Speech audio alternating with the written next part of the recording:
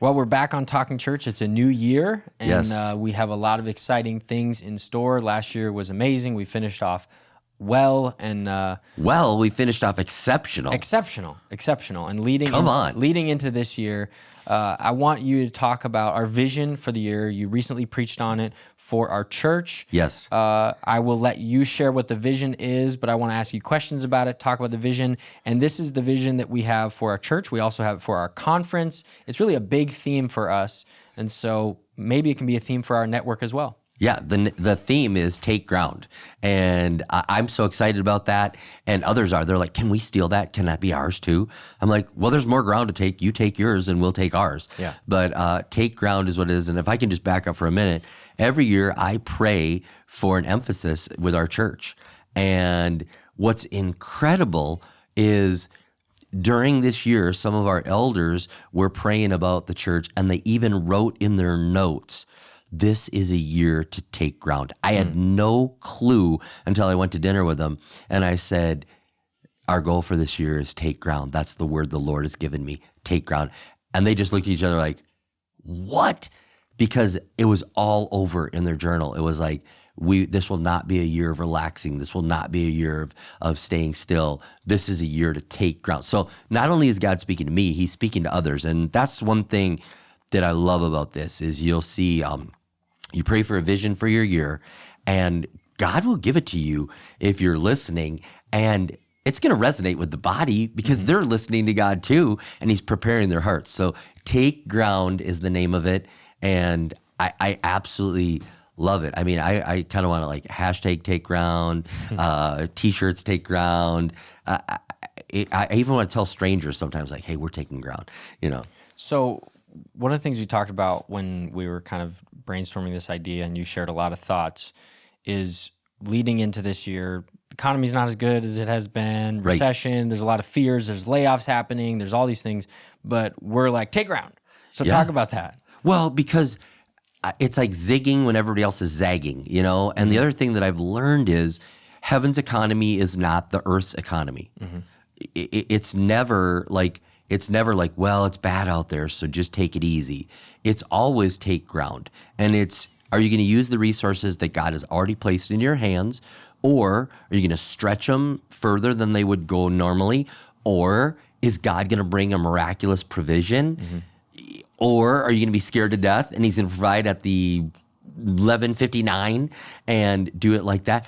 So I want to live that way. And if that's the word that he spoke to me, that's what we're going to do. And so you're right. The natural would be like, don't do a take ground, like do take cover, you know, like take cover or hold the line, you know, it should be hold the line, not take ground. Yeah. And I'm like, no, it's take ground. It's move forward.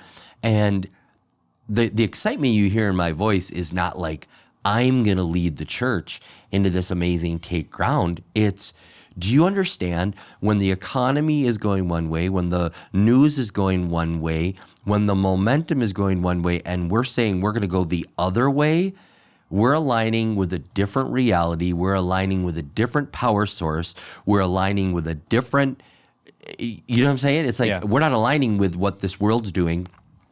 And I'm not being like ignorant, like there is no recession talk. There is no, you know, it is there.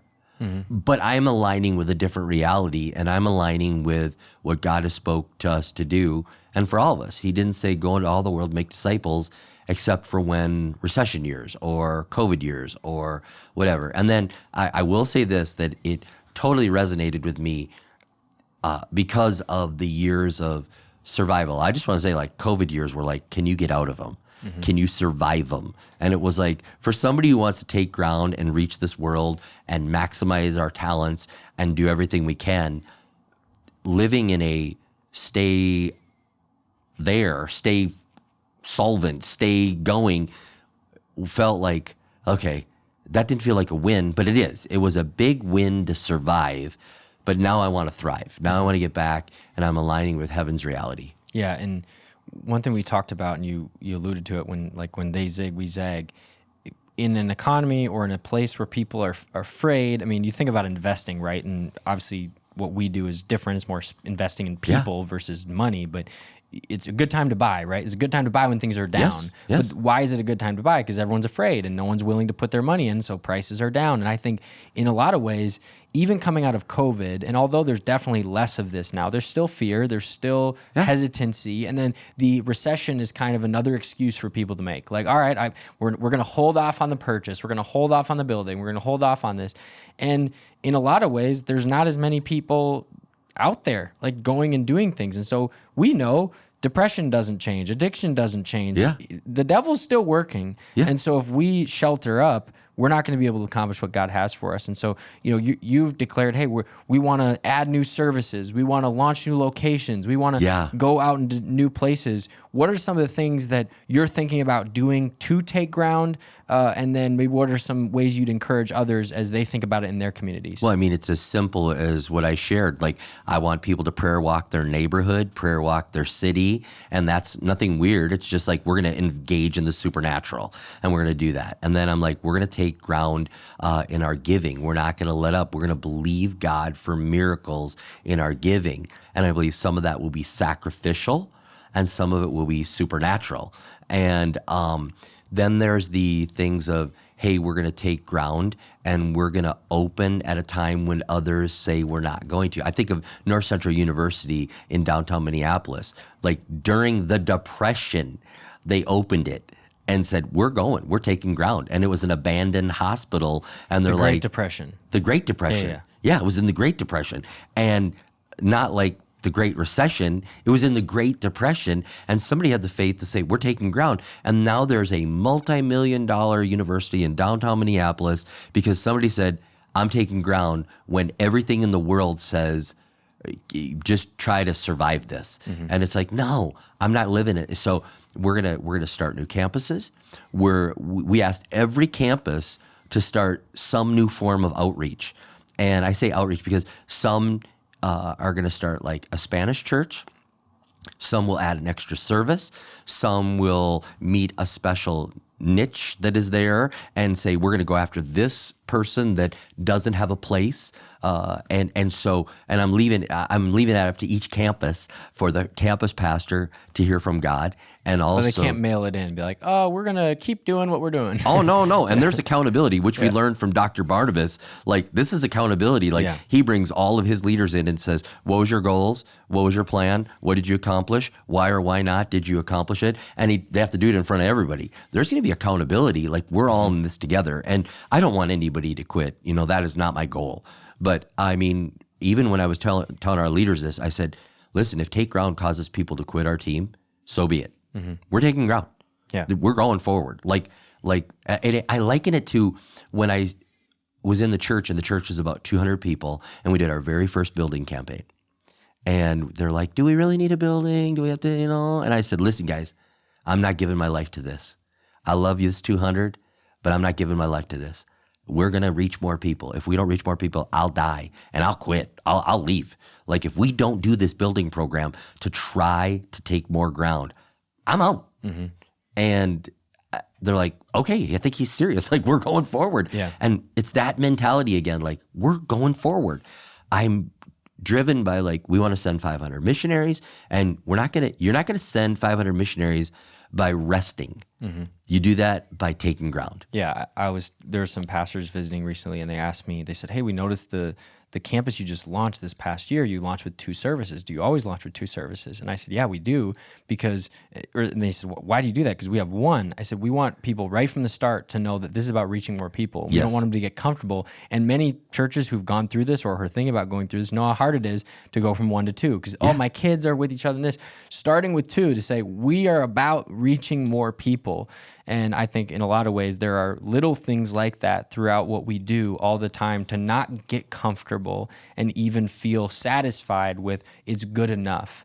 And of course, there's all different philosophies on how big a church is. And again, reaching 200 in a community could be taking ground. I mean, in certain communities, but for others, we say all the time, don't be content and satisfied with like, okay, that's good enough. Right. If there's people that need to be reached, if there's ministry that needs to be done, we want to do that. Well, and it's like I said with Hannah in the Bible, where in 1 Samuel, she's like, I want a baby. Yeah. I want a baby. I want a baby. And her husband is like, aren't I good enough? And she's like, no, You are not good enough. I want a baby. Yeah. And it's like, she's like, I'm not content. And I'm going to keep praying and asking God. And Eli's like, are you drunk? And she's like, I'm not drunk. I want a baby. I want to take ground. And he's like, okay, by this time next year, you'll have a baby. You know, you have to have that discontent of, and people say, isn't it good enough? Isn't it fine? No, it's not. I want to do more for God. Yeah. And we're going to keep going. Yeah, So there's a discontent that's there. I just shared with the network an encouragement about how we were talking about kingdom builders and how we were kind of feeling content, like, oh, I mean, the 8.5 would be good or 9.2 would be good, but we were content before it was over. And the message I shared, I just said, don't be content with what isn't complete yet. And so that's so good. Yeah. That's because that was it. I was starting to like do the math and do all the things I tell everybody not to do, and which is so stupid. How do I do that year after year? Like, I'm a man of faith, and I don't know. Like, I think I watched too much news, or I was looking at I was looking at my retirement, and I saw it down like 25%, and I was like, oh my goodness, who can give in an economy like this? Yeah. And that's probably what I was doing, and that's so good. What'd you say? Don't be content with what's not complete. Wow, tweet that. Yeah. Well, I posted a video of it, so they can watch it. Yeah, you should tweet that too, or put it out on social. I That's don't have good. Twitter, but that's good. I might need to well, get I should Twitter. do it then and claim. You know. Yeah. I should quote you. No, that's so good because people start making excuses before the clock is over. And what's funny is having a team like the Vikings that we've cheered for this year. Yeah. 11 one score victories. Yeah. Like there were games I thought it's over. Yeah. It's over. I mean, we're on a text Oh thread. yeah, the Colts game. We were in New York, and I remember we're like, oh, we're not even going to watch. We this went anymore. shopping. Yeah, We we were were down 33-0. This game is. I said, I'm so glad we didn't go to like a place to watch this and eat lunch. Yeah, and we were gonna not shop and watch the game, and we ended up shopping. We were like, oh, we're so glad. And then we're standing there, we're shopping, and then remember that wedding party was coming out. So I'm watching the game. He was standing there, and he was watching the game on his phone. He's like, oh, and this wedding, literally right next to him, walks out, and they're getting ready, and he's like screaming at his phone, like, oh my But goodness, we were like, on the street. I know, but like right behind you was this wedding. We're like, Dad, turn around. They had hired a band to walk through, and they were playing New York, yeah. you know, and the whole wedding party was like dancing down the street to the reception. You were an extra at it. I was an extra. I was like, no. Yeah. But we ended up winning. But so when you don't think it's complete, it's not complete until the clock says it's complete. And even then, Jesus like goes into bonus time and raises people from the dead. Yep. So one thing with Take Ground that as a team we've talked about, and something I'd love for you to help us with, in some ways, I mean, we talked about like the Aragorn speech in Lord of the Rings, like, you know, there may be men that lay down, but it's not this day. You know, it's like, oh, like I'm ready to run through a wall. And in a lot of ways, Take Ground feels very like war and go out there. And obviously we feel we're that way with the enemy, with the devil. Sure. But not necessarily with our community. Like, so how do we take ground, be aggressive, be forward without almost feeling like combative towards the people in our community who aren't necessarily on our side or believe what we believe? yeah, because a lot of churches have been lulled into like, just be your little church in your little corner and stay in your building. And that's where I've talked about the difference between like freedom of religion and freedom of worship. Like, you're not going to put me in the room with a narrow category. I have the freedom. Free exercise. Free exercise to do all that. And that means, guess what? I can run for office. I can. Are you gonna? No. Yeah. But I'm saying hypothetically. hypothetically. But people that are listening, you can run for office.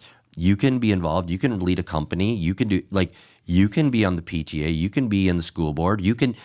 What says you can't? Just because you have faith, they should say you're out of the marketplace, you're out of the government. No, I'm going to be involved in all of it and take ground. And I'm not going to be a jerk. I'm not trying to, punish people to take ground. I'm trying to get in there and lead the way. And I think when you bring solutions, you bring life, you bring lift.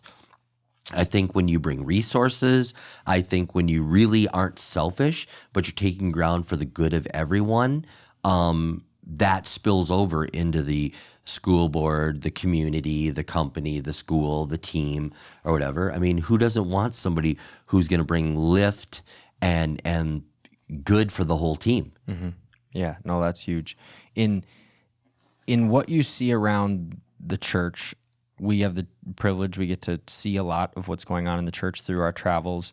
What are things that you're seeing in other places, in other churches, and where maybe you're hearing from pastors like, "Hey, I'm ready to go," or is there a timidity, or is there questions? I know you're around a lot of people who are bring up when you share this with them, take ground. Again, you said some people, "Can I steal that?" But is that the common theme, or are there a lot of people still wondering what's coming? Yeah, I think there's still people that are thrilled that they survived, and they know there's more in them. And so it's a smaller group that's like, take ground, let's go. But within a lot of people, they want to do it. Mm-hmm. But the people that are actually doing it is smaller.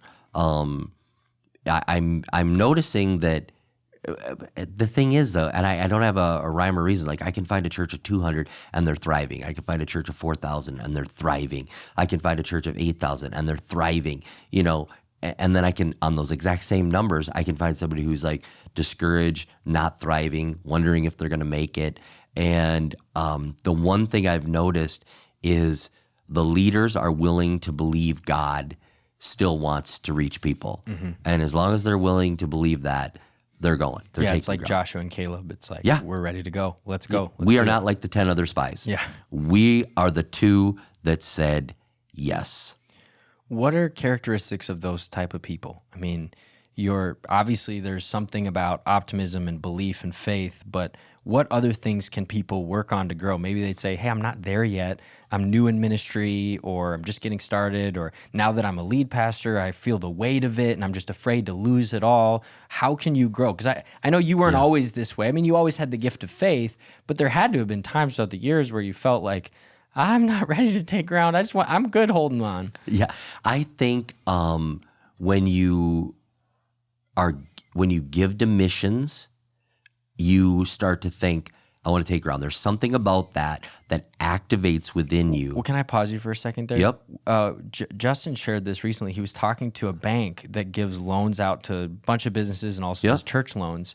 And he said that they did a study. He's not a believer, but they did a study where they checked all their churches and the people who defaulted on their loans or the people who consistently paid them. And he said it was without question, the data was so clear. Churches that gave to missions always met their building payment, never missed, never defaulted. Wow, I'd love to see that study. But yeah, churches that didn't give to missions, not all of them struggled, but the ones that did, they weren't giving to missions. Yeah. You start giving to missions and you'll want to take ground. Matter of fact, if you start giving to missions, I guarantee you your kids' ministry will get better.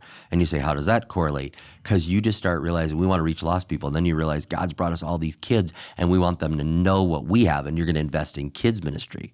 I'll tell you another thing. You start doing altar calls and giving people the opportunity to give their life to Jesus Christ, and you'll start having a take ground mentality. You get out and meet with people and see the hurt of this world, and you'll want to take ground. Mm-hmm. Those are some of the things that I think of. And then you start hanging out with other people that are taking ground, and you want to take ground. Yeah. Because you're just like, wait a minute. You're almost like, God's no respecter of persons. I can do what they're doing. Mm-hmm. Let's go. Yeah. So it's all those things. So do altar calls, and even if nobody's saying yes to Jesus, just say at the end of that, like nobody raises their hand, you just say, "Hey, church, nobody raised their hand today, but I'm believing that you'll invite visitors next week and the week after, because I'm going to keep giving altar calls, and I want to lead people to Jesus." And they'll be like, "Oh, he's leading people to Jesus. We should bring people." You taught me that, because I asked you that question when, what do you do if nobody raised your hand? And I remember when you did, it's definitely, it's humbling. It feels defeating, like you failed. But I actually think it's strengthening. And to your point, it's like it shows you can't just get hands. Like, they don't just happen. Obviously, you could force people to do it, but it's like, if there's a week where there's no hands, obviously we wish that there were, but in some ways, it's a strengthening of your church to say, guys, we don't do this by not inviting our neighbors, by not inviting our friends. Right. These are real people that lives are being changed. Yes. You know? Yeah, and I fight the battle of if nobody's going to say yes, but I'm at the point now where like, oh no, now I'm going to do it. And I also realize this: there's no sermon I can preach that's amazing enough to get somebody saved. Totally. The Holy Spirit is working on them. Yeah. The Holy Spirit's working, and I'm just like, Holy Spirit, work on them. And in what I love is in sermons when I say, today you're going to have an opportunity to give your life to Jesus. I love when I say that because then people. Where did you learn that? I remember you. It was sharing. Lowell Lundstrom. Lowell Lundstrom. So Yeah. what was that story? Well, it was funny. He said, will you teach me how to reach younger people better in churches? And I said, will you teach me how to do better altar calls? Deal. So we met for lunch 3 different times. And I talked to him about the next generation and how to get younger people in your church. And he talked to me about altar call. And the best lesson he said was, don't spring the altar call on people at the end of the service. He said, tell them in the beginning, hey, welcome today. It's a great day. I'm going to do this message on this. And at the end of the service, you're going to have your opportunity to give your life to Jesus Christ.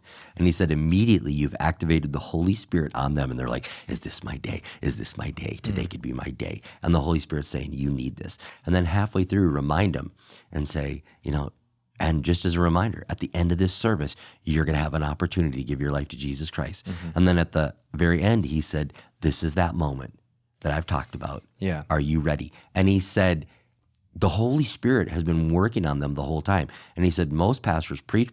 And at the end, they go, anybody want to do this? Anybody want to give it a try? Anybody? Nobody? Okay, bye. Well, or you feel like you need to re-preach a new sermon because about salvation. Yeah, about salvation. And it's like, then you go long, or then people are ready to go, or they're like, you just preached a great sermon on forgiveness, and then you're like, well, okay, I need to talk about salvation, and that's tied to forgiveness, and it's like, if you do it in the beginning, the whole sermon, I mean, it's the gospel. You're sharing it. They're ready. Yeah.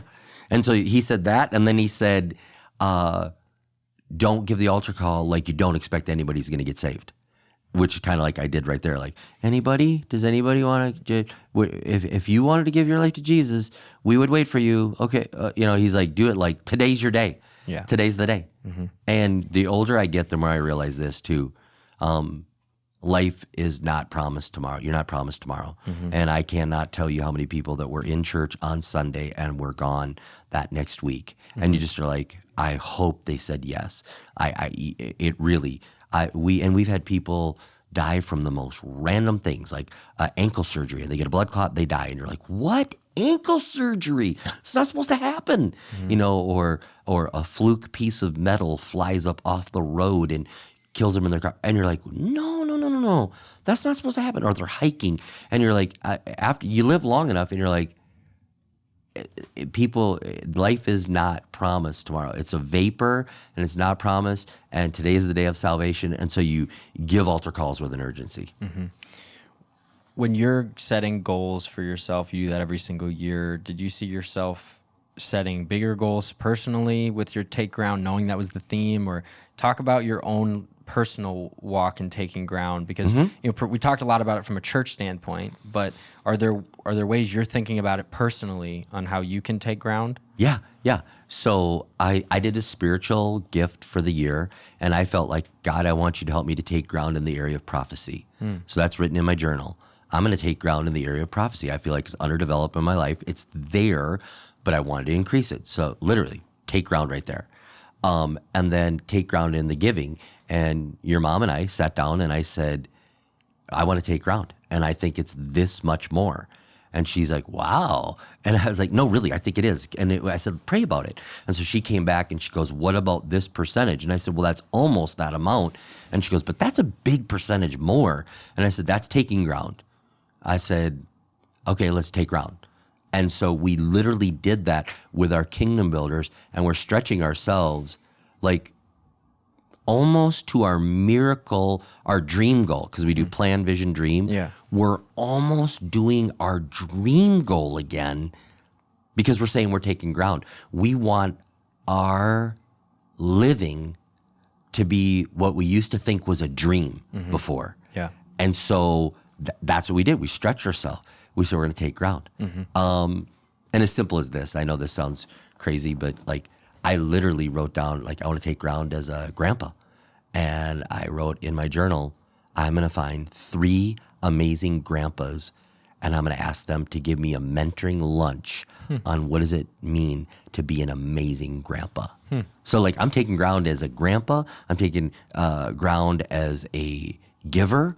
I'm taking ground as a follower of Jesus Christ with the gift that I want to develop. So it's it's in every area. Yeah, no, that's so good. And I think for so many listening, they realize, wow, there's a lot of areas that I can grow and take ground. And again, you're wired this way. In a lot of ways, you live take ground every year, but I'm excited to see what a take ground year looks like for a take ground person. Yeah. Which is awesome. Because, on the take ground, literal take ground, like ground, I even wrote down, like, I try to see 3 new countries every year. That's like part of my thing. Yeah, it's a lot. And I will see 3 new countries this year. And it's like, take ground. I'm going to go see 3 new countries. And obviously got to play new golf courses. Well, that's part of take ground, yes, or no? There are golf goals every year. Yeah. Yes. I mean, we're not going to physically take the ground. Actually, I will, for sure. I will take a lot of ground with my clubs when I'm playing those golf courses. But Pine Valley is my take ground. I need to take ground at Pine Valley. yeah, I don't think I'm going to get invited to that one. I don't know. I'm just trying to figure out. Maybe I shouldn't say it like that. Do you know I should say it with faith. Right. Do you know how I played Hazeltine the very first time? Yeah, tell the story. I do know. I put it on a bucket list. I said, my bucket list is to play Hazeltine. And this is back when, like, blogs and things were new, right? And the guy that was the club historian at Hazeltine, anytime the word Hazeltine came up, it would flag him on his software. Yeah, Google. I think you can do that. And he'd see, and he saw this, and he goes, "Oh, this guy lives in Minnesota." So he emails me. He's never met me, and he goes, "Hey, it's your bucket list to play Hazeltine. Come play with me."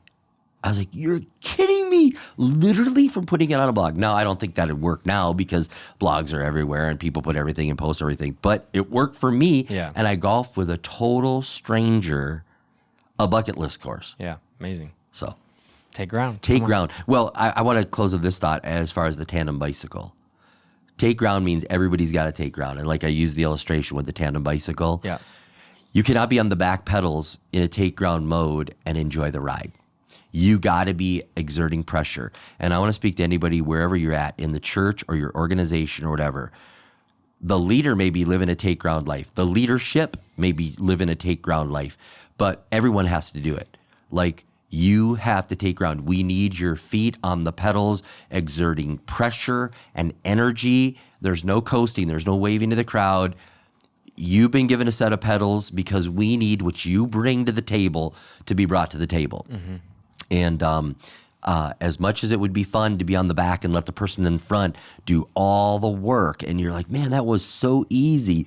No, we need everybody to put their feet to the pedals and take ground. So just like I said, I have a spiritual gift I'm going after, a giving gift that I'm going after, a personal family way that I'm going after to get better, to take ground, and then our church goals to take ground. Every single one of us, if we do that together, it'll all add up and we will take incredible ground. What if every person in the church said, my giving this year will go up by a take ground level? What if they said, my serving will go up by a take ground level? What if they said, my participation, my attendance at church, my inviting of visitors, take ground level? Well, I'm sure there's many pastors going, man, I wish I would have heard this a month and a half ago, so then I could have implemented it. But hey, you can still implement it. You can talk about it with your team. You can talk about it with your church, and maybe it's an addendum to your vision message. Hey, in addition to what I said, we're going to do this.